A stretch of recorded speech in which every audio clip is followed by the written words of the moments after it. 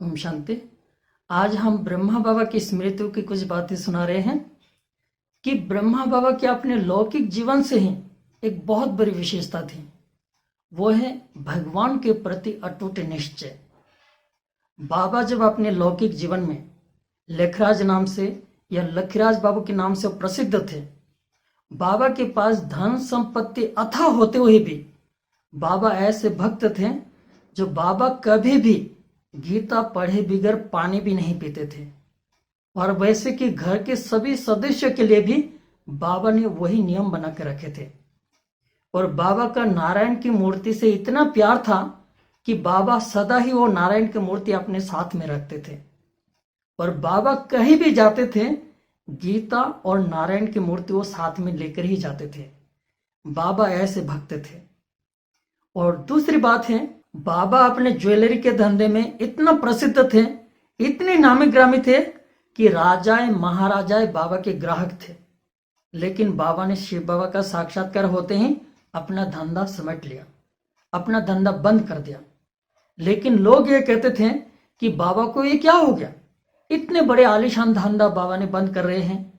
लेकिन बाबा के एक नशे के बोल क्या था कि बाबा कहते थे कि पाना था सो पा लिया, यह नशे के बोल था। और शिव बाबा का साक्षात्कार होने के बाद धंधा बंद करके बाबा के पास जो भी प्रॉपर्टी थे, चल अचल जो भी प्रॉपर्टी थे, सब कुछ बाबा ने शिव बाबा के कार्य में समर्पण कर दिया।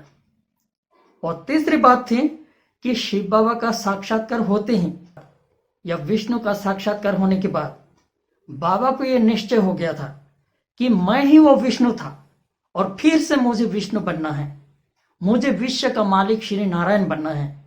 ये बूढ़ा शरीर छोड़कर मुझे मिचनो श्री कृष्ण बनना है। ये निश्चय और नशा इतना था कि बाबा के बुढ़ापे में भी बचपन नजर आता था, इतना नशा था। और चौथी बात जो दादियों ने सुनाई, जब भारत और पाकिस्तान विभाजन के बाद पाकिस्तान छोड़कर जब भारत में आए तो यहाँ थोड़ा समय के लिए बेघर रिपोर्ट चला। अर्थात यहाँ एक 400 लोगों का संगठन और किराए के मकान पर रहने लगे और हाथों में पैसा खाली हो जाता है और इनकम का कोई सोर्स नहीं है। और भगवान की आज्ञा है कि मांगने से मरना भला, और हाथों में पैसा नहीं। आप ये सोच सकते हैं, 400 लोगों का एक संगठन, 400 बच्चों का एक बाप। एक दिन की जो बात हुई थी कि सुबह तो जो जंगलों में घूम के थोड़ा वहां जो करंद के फल वगैरह खाकर आए थे और दिन को 11 बज गया। एक सिर्फ भंडारी को मालूम है कि भंडारे में कोई भी अनाज नहीं है, बनाने के लिए कुछ भी नहीं है। और दूसरा बाबा को मालूम है कि हाथों में पैसा नहीं, घर में अनाज नहीं। 400 लोगों का संगठन, बाकी किसी को मालूम नहीं है। लेकिन अब थोड़ा समय के बाद सबको भोजन खाने का टाइम हो रहा है। लेकिन भंडारी जो थे बाबा को जाकर पूछते हैं, बाबा क्या करें, घर में कोई अनाज नहीं है और हाथों में कोई पैसा नहीं है, अभी दिन को 11 बज गया, क्या करें।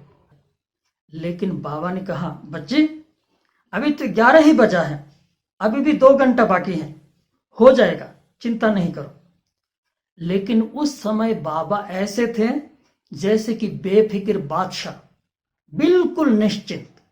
लेकिन तब तक अनाज कहां से आएगा कुछ भी पता नहीं है।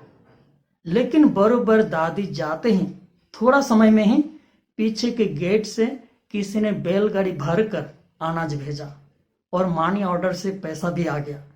लेकिन वो परिस्थिति ब्रह्मा बाबा के लिए एक बहुत बड़ी परीक्षा थी। अर्थात 400 लोगों का एक पिता, 400 बच्चों का एक बाप, और घर में कोई अनाज नहीं, हाथों में कोई पैसा नहीं। अब 2 घंटा बाकी है, भोजन खिलाना है, लेकिन फिर भी निश्चिंत। अर्थात भगवान के प्रति इतना अटूट निश्चय कि भगवान हमें भूखा नहीं रखेंगे।